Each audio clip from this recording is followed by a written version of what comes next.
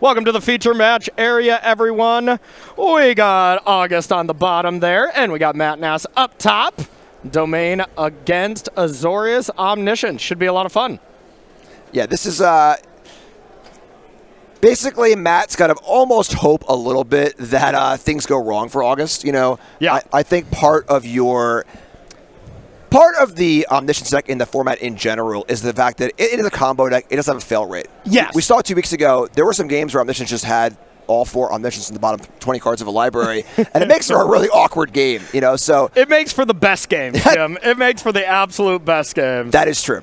And now it looks like for August's side, they have the version that is becoming more stock, I feel. Not playing any invasions, anything like that. Just kind of winning with fair magic, we'll say. I mean, as fair as cheating and Omniscience comes into play, you know, you do just kind of... You have that mill combo. But wait, actually, is that... We don't even have that enchantment in here, that saga in here to mill out the opponent. Is that wild? Yeah, there's an Oracle of Tragedy. Okay, there we go. I believe that card works for the combo. I need to bring up the Oracle text in that card. Yeah. It is a fringe uncommon. Yes, yes. I know it's a 1/3 2-mana creature with an ETB ability, but we'll have to get the confirming on that. But I would assume that's part of the alternate combo kill. In some way, wins the game, that's for sure. So, looks like we have a stock up here. Heading back to Matt.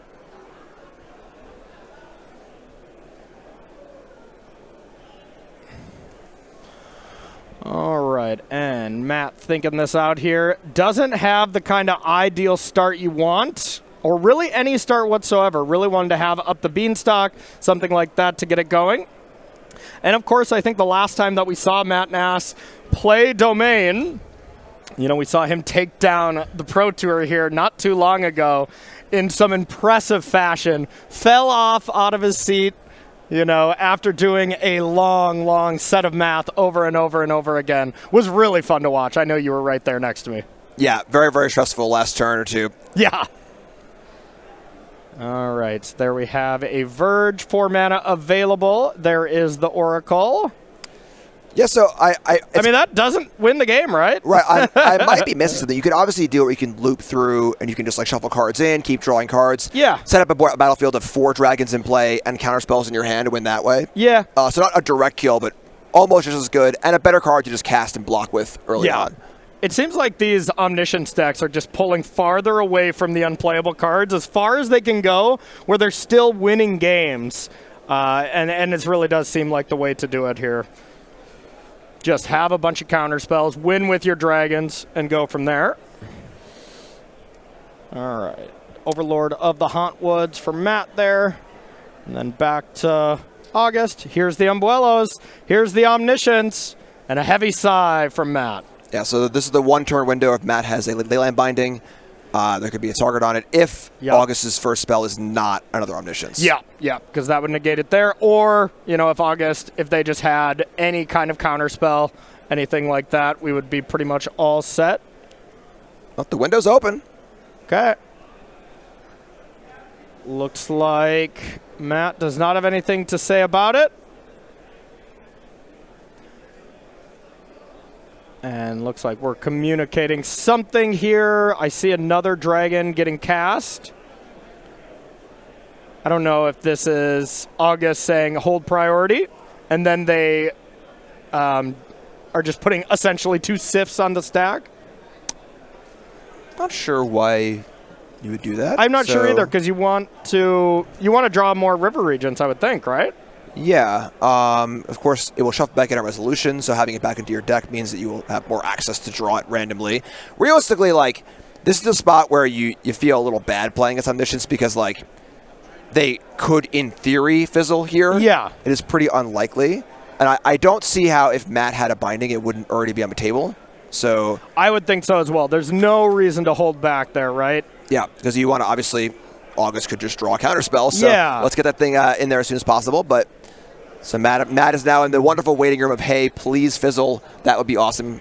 Help me out here. This is Matt saying, you know, at least when I'm in this spot round 1, you know, if I'm playing in this kind of scenario, it's like, all right, how is my day going to go? You know, like, oh, I'm just losing on turn 4. Okay, this could be a brutal one. And it does look like Matt has the Leyline Binding here. So the first Sift has resolved. The first draw 3, discard a card. And there is Leyline Binding, and it worked. Wow. I'm still curious what this other river region is doing, if it's resolved. Or, okay, so this looks like it is just in play. All right, so it was cast as a dragon. So, that being said, I'm not sure why that happened like that, honestly. Yeah, me neither. Because, like, sure, if you cast the dragon and, you get the bounce targets, we responded with another, with the coil and catch side of River Region. The thing is that so the first thing that should happen, in theory, Omniscience comes into play as a 1 creature. Yep. August will cast the first spell, and at the first chance Matt gets priority, Matt fires the Binding and tries to hit it, right? So if the dragon had waited, Coil and catches him a stack, Binding hits the Omniscience, and the second dragon can just bounce the Binding. Now Matt's tapped out, and your coast is clear. Yeah. So interesting sequence there for sure. I haven't played a ton of Omniscience, so I'm not willing to be like, oh, that was definitely wrong. I'm not 100% sure, but the problem now is that Matt still has a whole bunch of work to do. Yeah. 20 life for August and plenty of time to kind of get things going. And also, there's a 6/7 in play. Yep, there's a giant creature. Creatures are one thing that Domain has a fine, is very good at dealing with creatures, to say the least.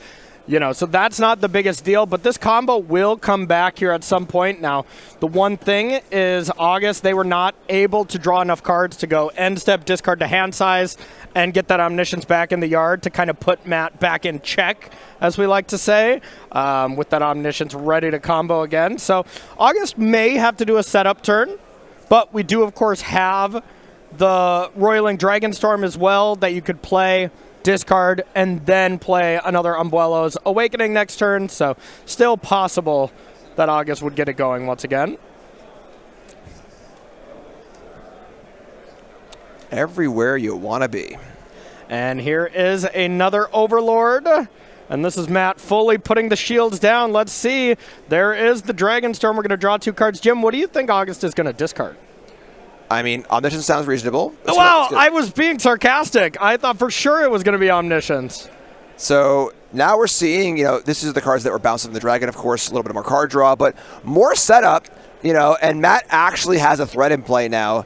Yeah. To be fair, got to get through the dragon. It's a chump blocker here also. Still pretty far from lethal, but Azure can activate this Binding. We can see some damage kind of burst out of nowhere. So there's still a lot of work for Matt to do, but it's definitely, this game is still going, thankfully. Absolutely. And I did see on Matt Nass's side Azure in hand, so that play is good to go. Dragon stays home, so the Leyline Binding can be blocked. It's always weird to say that. Yeah, and it's a weird thing where, Binding, of course, has a vulnerability where you can lose it and get the card back. Yeah. When it becomes a creature, it's even easier to kill. So with Omniscience, such a valuable card under the Binding, it's a little scary, but, as long as there's a way to push through this dragon, which there are plenty of in Matt's deck. Yep. And looks like this is everybody's favorite 3-drop. It's Zur. Wonder if Matt framed any of these Zurs yet, Maybe framed up the Beanstalk. I hope so. Yeah. After taking down a Pro Tour, you'd think you'd have to. It'd be required. Yeah, I actually I loaned Reed to Mirage Mountains for the PT he won, and I had him sign him when he gave him back, and then I had Seth sign a Vein Ripper. Okay. He runs, so I have those. I'm going to frame those eventually for a little Pro Tour memento. I mean, framing it's the only thing you can do with Vein Ripper. Can't play with it anymore. Card's too good. It's true. You guys broke it. You broke it in half. All right, this is the big turn here. This is the spot where August has to have it. Looks like they do. 4 mana is being tapped. Let's see if it is Umbrello's number 2 on Omniscience number 2. It is. And let's see if the win's there. As we're seeing and looking at this list, we're not seeing any way to win the game on the spot. There's no way to mill out your opponent with a Saga. There's a scroll shift where you can copy this Oracle. And you can get a ton of value, but man, not being able to win on the spot seems like, especially in this matchup, could be a problem, Jim. Yeah, this is a weird thing where normally putting a bunch of dragons in play, bouncing all your opponent's stuff and saying go is like a pretty much guaranteed win. but there are Wrath of Gods in Matt Nass's deck. Now, there's a small counterspell suite in August's deck. 2 Spell Pierce, 2 Dispelling Exhale, 1 Confounding Riddle, no hard counter. We saw one Refute in some of the decks 2 weeks ago, which is the cancel with the discard effect. A little surprised to see maybe 1 hard counter for spots like this, but there's enough counterspells here where through a long process of looping and drawing your entire deck, we can see everything get bounced, and then kind of say go, 4 dragons in play, a million counterspells in hand, which should be good enough. Yeah, I would totally agree. So here is the dragon. Roiling Dragonstorm is going to be able to be bounced. And really the only thing that can be bounced on Matt Nass's side is the Zur for now, as everything else does have hexproof until that card is gone. So this gets to return, that gets to return. We got some more card draw on its way. Might as well start with another Roiling Dragonstorm. And another, and another. Now this is going to be more than likely a very long turn. Buckle up. Yep. As you get to do all the things, all the lands to the yard. The Dragonstorms are here in full force. Now, if you ever get a River Regent, you get to draw 8 cards and discard 4. That's usually pretty good. Yeah, so I believe we're going to see what I was saying, the setup where go through the entire deck, keep looping the dragons, and end up with a board state of 4 dragons, a hand of 4 counterspells against no board at all. And even though Matt has 9 mana, because these are all soft counter spells. Exhale is counter spell 4 with a dragon, Spell Pierce is 2, Riddle's 4, but 4 plus 4 plus 4 plus 2 plus 2 is more than 9. So well, carry the 3 divided by. No, he's right. He's right, y'all. No, it makes a lot of sense because, like, you look, we have 9 mana for Matt. You play a Sunfall, and you play 1 Dispelling Exhale. Be like, you want to pay 4 and tap out, and then you get a Spell Pierced or whatever, So I would think we're all done here, and especially if we see August Rowley here win against Domain without the mill plan, who needs it then? Yeah, for the 1/3 body, it sounds silly to say a 1/3 for 2, a Lumen Grid Warden for all you boomers out there. Yeah. It's a good blocker, but like, just having anything to throw in front of a Draycatcher or a Suspira in the early turns is more profitable than the Saga we usually see, which has very, very minute value. It is castable. You can play it for a little bit of something, but the 1/3 body blocking is certainly higher value. So it looks like right now, August is explaining a loop here with the Oracle. And, as far as the Oracle looks, shuffle your good cards back into your library, and you're gonna draw them. And I think that was the case. We don't have the table mic going, but it's, hey, I'm going to draw my entire deck. I'm going to shuffle all my relevant cards into the deck. I'm going to end with 4 dragons in play, and I'm going to have 5 counterspells in play in my hand. Then I'm going to say go. And that explanation was enough for Matt to pack it in game 1. So, I mean, if that's how this can end with Omniscience without the mill combo, good riddance to the combo, because the Saga itself was kind of unplayable, Yeah, the fact that the dragons and the Dragonstorm are just so good by themselves, and the dragon is just so load bearing. The ability to bounce your opponent's stuff, your own stuff, loop things, keep going. It opens up a wide range of possibilities. Yes. All right, so looking at Matt Nass's sideboard here, a bunch of spells, no creatures, really not much to deal with any kind of aggressive decks. That would lead me to believe Matt is pretty much pre-sideboarded for these Izzet decks. What do you like in and out here up against the bad matchup of Azorius Omniscience? Almost everything. Yes, I was going to say the same, besides the authorities, right? Yeah, so this is the kind of matchup where in game 1, Matt's fully aware of it. Like, it's a race in a situation where he's driving a boxcar, It's like not fast enough to really get through. However, post-board things change a lot. There's a ton of relevant interaction. There are 5 hate pieces in High Noon and Rest in Peace that must be removed before August can go off. 2 copies of his Stone Brain is a real nod to his matchup of hey, Stone Brain is an extremely focused card that is basically only good here. Being able to remove Omniscience is a huge step towards victory. A couple Disenchants, Destroy Evil, Tear Asunder. Stock ups are great when we saw at the Pro Tour. Matt played one on the sideboard as kind of like an extra copy of all these cards, which is great. and then, of course, a few negates as well. So a lot of tools here. All the lockdowns, all of the rides ends, all that crap can go out, and we'll see a bunch of this stuff come in, and we'll see a much more competitive game from Matt. Yep, makes a lot of sense to me. God, that game one feels bad for Domain. And then from August side, what are they bringing in?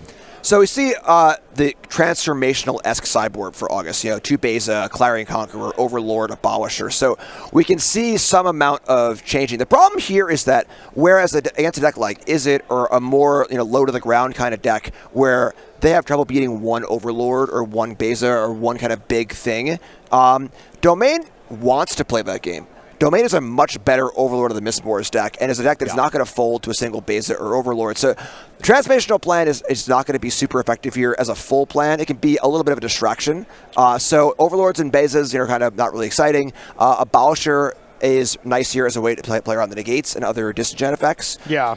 If August can set up a turn where it's Abolisher, sorry, all your negates and disenchants are off, the Omniscience that can work as well.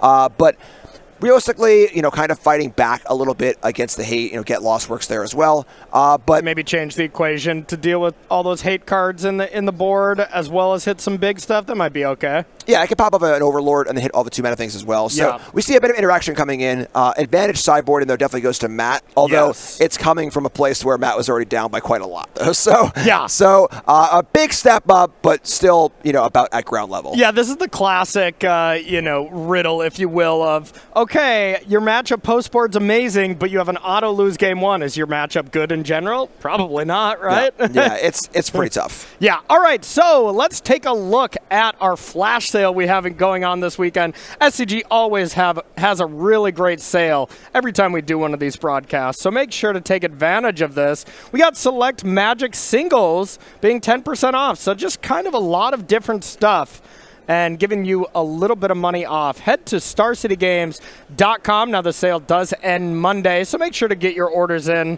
throughout the weekend as you start seeing these busted decks you see on camera that you want to start playing here at your local FNM or your RCQ. So go ahead and check out that flash sale right meow. Can you tell me the complete text on displaced dinosaurs? I cannot. I could tell you 0 text on it. I have never seen that card in my life. Yeah, if that card doesn't have a, built-in way to blink out creatures, then get that name out of there. I'm just thinking Eldrazi Displacer, so. Boomer alert. Yeah, there we go. All right, players are figuring out if they like their hands. We're going to have Matt Nass, our defending Pro Tour champion, getting a Surveil here with the Hedge Maze. And a Surveil from August on the way back. Both players like what they see. If Matt likes what he see, I bet a Beanstalk's coming down. All right, never mind. I mean, it's funny because the 2 tops here from Matt, normally Scry has, a little bit of information, whatever. Yeah. That's an immense show of strength for me, where Domain's already a deck that's very, very interested in just binning almost anything that's not a Beans and Overlord, a real proactive card. And always these Haymaker sideboard cards, too. There's just a lot of cards you want to see and a lot of cards you're happy to push. So topping 2 cards in a row is like a pretty big statement. Just give him the trophy already? Is that what you're thinking? Or is that a little too soon? Maybe a little too soon for that, but still pretty strong. All right, Overlord being impended here to get that everywhere counter. What is that everywhere counter? I cannot tell what it is. I'm getting a Settlers of Catan vibe, but there's no way. That's way too basic for Matt. So, yeah. So. Who knows? We'll have to ask him a little bit later. There is a Roiling Dragonstorm number 2. Discards cards, but no Omniscience in the yard yet, so not really putting Matt in check quite yet. Now we'll see. Here is the follow-up to get the pressure going. Here's Zur, Animate Overlord, and you got to think Matt's play would have had to change quite a bit if there was an Omniscience in the yard. So that's the nice thing about playing against this deck. If you don't see it in the graveyard, your opponent's about to untap and play their 4th land, they are not comboing you. That's just how it works. Yeah, a turn 2 hate piece would be the actual nuts here. Yes. But this is pretty much the fastest clock that Matt can assemble. Yep. There is Omniscience into the yard. So everything from here on out, if I was Matt, is going to be, all right, now I have my aggression. I no longer need to play any more overlords or anything like that. It's like, I want to play a high noon. I want to play rest in peace. Probably not in that order. I wouldn't recommend it. But I want to play rest in peace. I want to play a high noon. I want to hold up negate, and I want to win the game just straight away like that. So we'll see if Matt has the tools. Yeah, this is the massive difference between Game 1 and Game 2, where this also would have been an ideal start in Game 1, but it's hard to have that proper follow-up. Yeah. Where you're still just at the mercy of, this is a good draw, but it isn't the fastest clock. So now Matt has so many tools available, and August has to navigate through all of them. Yep, makes a lot of sense. I also see Zur being held back, just respecting Ride's end or something like that. Not sure why you wouldn't get that one in there, but a forest it's so dispersal. Minor. Ah, there we go. There we go. Yeah, you're probably still leaving that one in, huh? Yeah, and it's not great here, but it's not great, but it can be part of the combo where yeah. you're bouncing your own dragon, a little bit of surveil, and if you do get it bouncing with it, it's a pretty huge tempo swing as well. Yeah. So, it's a kind of card that could maybe get shaved a little bit, but the 1 point damage doesn't really affect the clock that much here. So, not worth the risk there for Matt. Makes sense. He's thinking about everything. And here is the moment of truth here for August. We don't see the high noon, rest in peace, anything like that. So that's going to lead me to believe Matt at least has a negate, right? I feel like there's no way you're keeping that hand if Matt was on 0 interaction, if it was just Overlord and Desir, right? Yeah, I would say likely a negate and then maybe one disenchant effect of some kind. Yeah. Binding, get lost, etc., etc. Stock up gets cast. Looks like if this is a non-Umbuelo's Awakening card, Matt's not going to waste his potential negate and says, yep, stock it up. No big deal. You're on a 2-turn clock. And I think the best that August can do at this point is they can play land 5 and land 6 and then next turn go Umbuelos with negate backup and hope it's enough, or maybe ideally 2 spell peer backup, something like that. But that's about all August has up their sleeve. How about an end step 1 mana 6/6? Yes, not bad. Yep. Not bad. I would like to target nothing with this Leyline Binding. Not needed. And Matt Nass is able to take game number 2 in pretty impressive fashion. So, I mean, Jim, have both of these games kind of played out as this match does? Yeah, it was funny because actually, in that game. Okay, because okay. we didn't see a single piece of hate or interaction from Matt. Yeah. That was just that's the fastest possible kill list I could show for the most part. Yep. However, the threat of these interactive pieces is going to force August to play differently, where August needs to make sure that they're sculpting a hand that has answers to these high noons, rest in peace. You can't just keep a hand that has turn 4 omniscience that's cold to a rest in peace or cold to a high noon too. So there's a lot of implied pressure there as far as the setup goes, and then you just got to find it too. Yeah. That's part of the equation as well.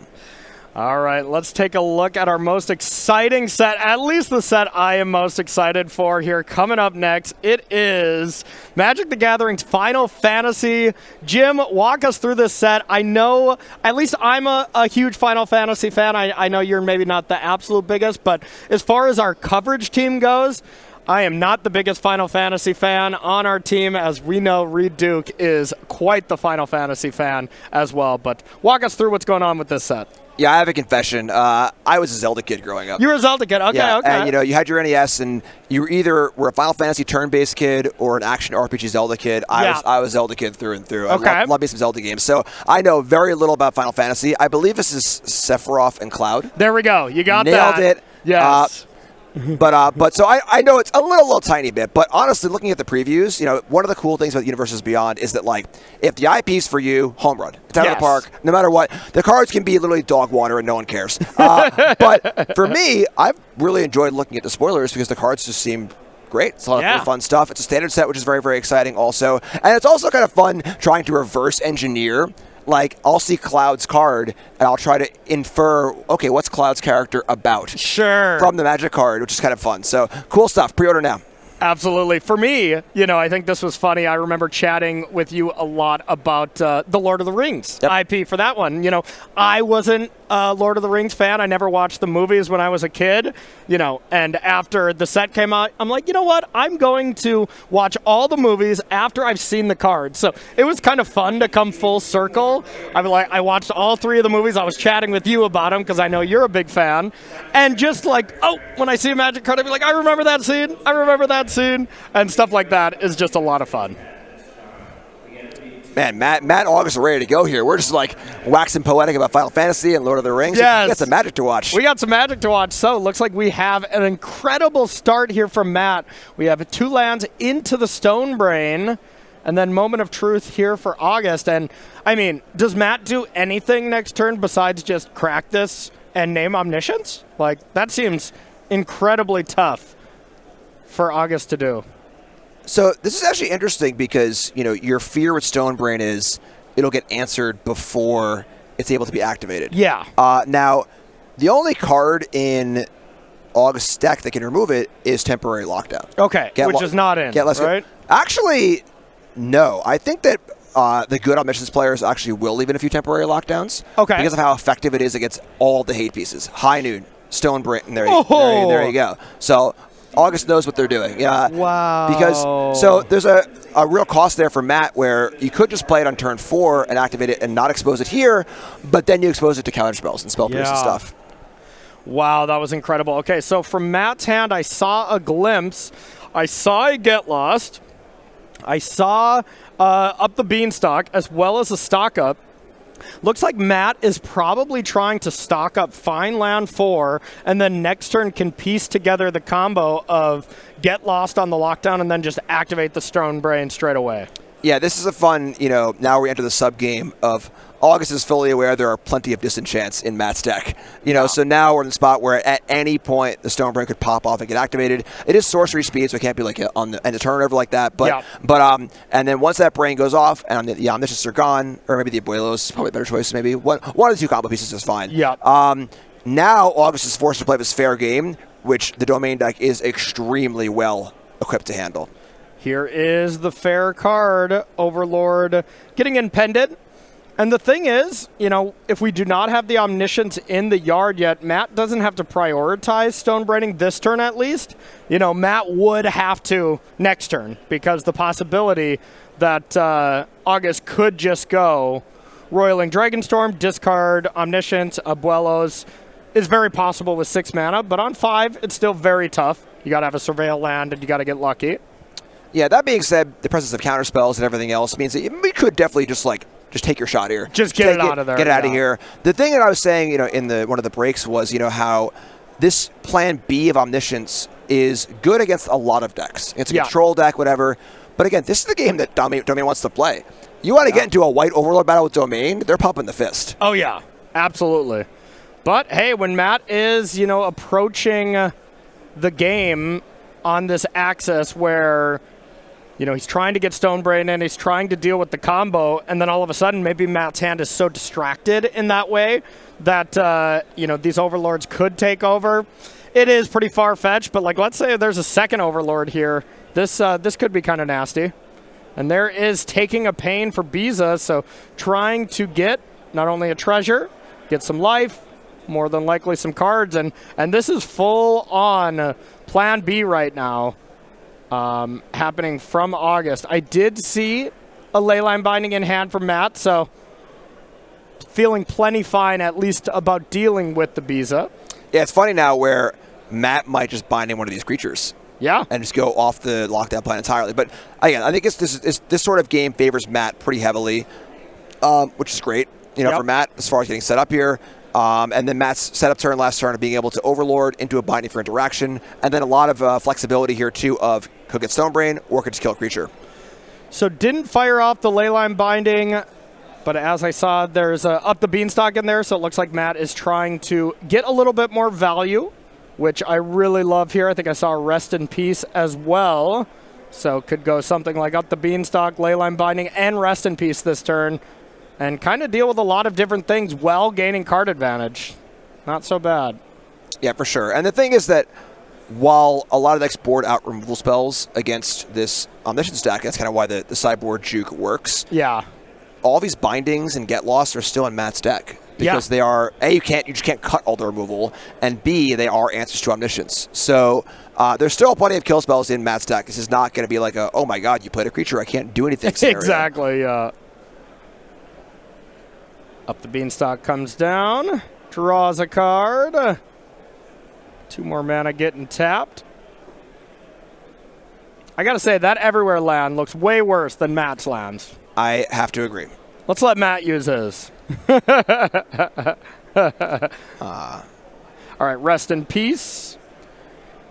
So the problem with this is Matt is taking a lot of time here. Matt is really saying, hey, hit me all you want. I'm going to get all these things set up.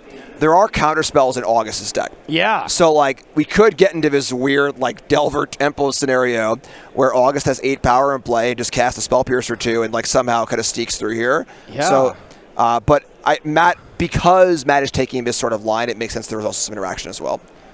So 2 mana getting tapped. Matt didn't go proactive and try to play a Leyline Binding on his turn when there was virtually no mana available. Waits till combat and gets lost the giant 4/5.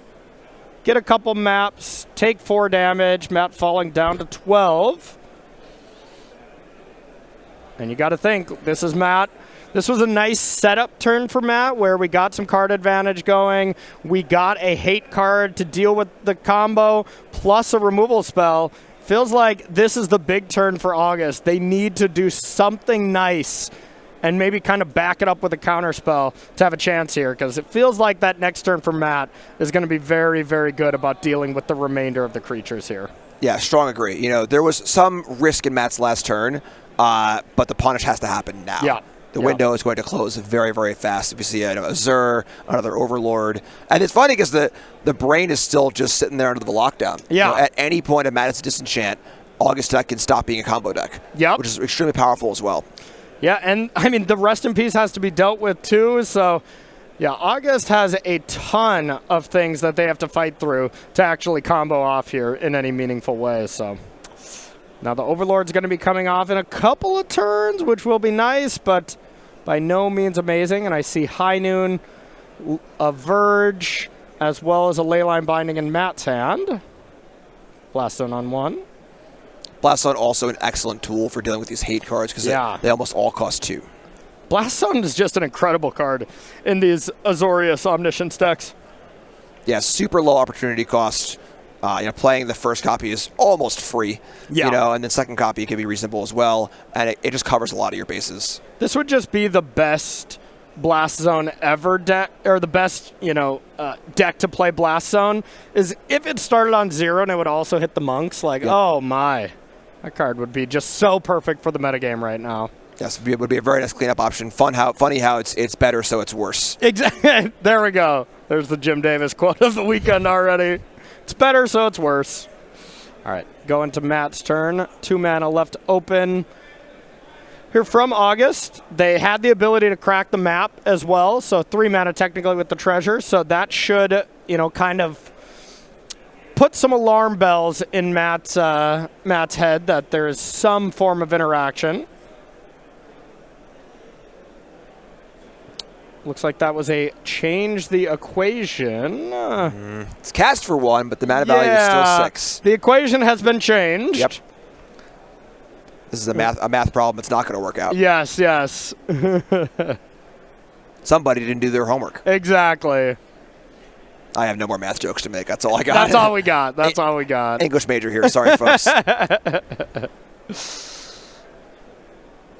The always scary putting an Overlord under a binding. Yes. Where if that binding is able to be killed, a whole lot of power comes to the battlefield very, very fast. And that's got to mean that Matt has a way to interact, right? Because otherwise you're just hitting one of these flyers just to be safe, right? And deal with the Overlord later? Yeah. 5 power it's not a huge amount, but it's representing a pretty serious clock with Matt already at 12. And, I mean, to be fair, just like most games you're playing against Domain, if Zur ever comes to the battlefield, the game's completely over and it's not close. Like you get to just animate the Overlord, animate the Leyline Binding. What can you do if your opponent, were to just gain 11 life? That's why I was saying, like, Matt's deck is so well suited for an Overlord game. It's really, really hard to beat Domain. on this fair axis, even when your deck is like, suited for it. And the sideboard plan from August deck is definitely, it's a plan B. It is not a main, mid-range kind of deck. So that being said, that Analyze the Pollen would have been a Zur, but with the fact that Rest in Peace is in play, was unable to actually collect the evidence. High Noon gets countered. Matt kind of knew about that, changed the equation. And then, well, High Noon number 2. So Matt definitely kind of baited August there a little bit, but hey, High Noon's something you have to deal with. Yeah, and now the problem is, though, that there's just especially 3 really important 2-mana permanents in play. So this Blast is looking even better. Yep. And there's plenty of time for August to, navigate the Blast Zone as well as the attack step. So there's still some flexibility here for August. Yep. That flexibility will change if it comes to Zur coming down, but that is by no means in Matt's hand ready to go. The one thing that Matt does have available here is at least can crack High Noon to deal with one of the flyers in a pinch. Here comes the River Regent. And what are we bouncing? Bounce the Leyline Binding to get a bunch of tokens. Now the Leyline Binding can get recast at end step, and Matt can draw a card. So is that worth it, or is that something that's a little scary to you? That's a lot of bodies. There's definitely no Day of Judgment still in Matt's deck. So with Matt at 7, and now we're going to see a bunch of Moth tokens as well. This is getting a little scary. So, I mean, Matt would just have to, auto play this Leyline Binding at end step, you would think, right? Yeah, I mean, I think you have to remove it and draw a card. You're also locked to 1 spell a turn. So you're almost, you have to play 1 spell on their turn, 1 spell on your own turn, or you're not playing enough spells to do anything. So here is the end step Leyline Binding, and one thing that Matt can do is sack the High Noon to kill a creature and then start multiple spelling. But yeah, I'm with you. The battlefield here, the fair game plan that we thought was kind of not possible, is doing some good work. And when Matt is taking out this many cards to bring in all these hate cards, the Sunfalls, the Day of Judgments, they easily might not be in the deck. There's 2 days in the main, and actually just 0 Sunfalls in the 75. So, I mean, Day of Judgment looks like the best possible card right now, and I would not be shocked if it's not in the deck. Yeah, you kind of see it on Matt's face. There really is so much inherent risk, like I said when it happened, of binding an Overlord. Same with Atraxa too, back when that was played more often, where you just really build this house of cards, and it can come down at such a cheap cost at such an inopportune time. Yeah. Where there are plenty of 1 and 2 mana ways to remove an enchantment, and all of a sudden you have a 1 or 2 mana White Overlord or Atraxa. That swings the game massively. Yeah. And then Matt's taken so many setup turns this game. Matt's taken so many turns to play some enchantments, play some hate pieces. I'll set up for next turn. Then now it's really catching up with him. It is very much catching up with him. And this green Overlord is basically textless at the moment. Sure, you can play it for its impending cost to draw a card, but I mean, there is a ton of flying damage here. What do we have? Just casual 15 points of flying damage, which has got to lead me to believe that even if you deal with the River Regent, we still have lethal. So, yeah, Matt's got a lot of stuff to do here. With a High Noon in play. Yeah, with a High Noon in play. Now, listen here, partner. You'll only be casting 1 spell this turn. 1 spell. You all better make it a good one. Exactly. Very good Western voice there. Oh, thank you, son.